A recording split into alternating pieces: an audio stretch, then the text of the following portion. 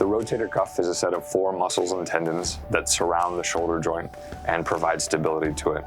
The rotator cuff is very important for keeping the shoulder joint centered throughout an entire range of motion of the shoulder. Rotator cuff tears are usually not the result of an injury, but rather just an aging process and a little bit of bad luck.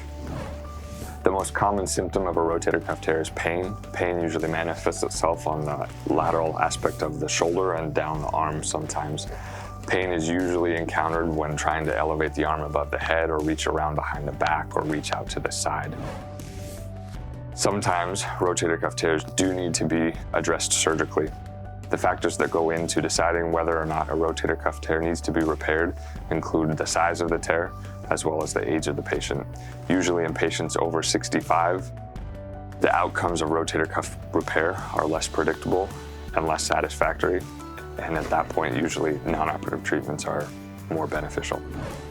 While the surgery itself is a fairly quick procedure, the recovery process can be quite lengthy. The rehabilitation after a rotator cuff repair is just as important as the surgery itself.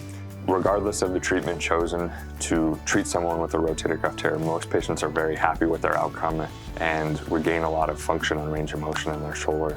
I love treating rotator cuff tears. It's one of my favorite things to do in the shoulder. I love sitting down and talking with people about how we can make their shoulder better. I love doing the surgery, and I love seeing people come back in after they've fully recovered, having great range of motion and function.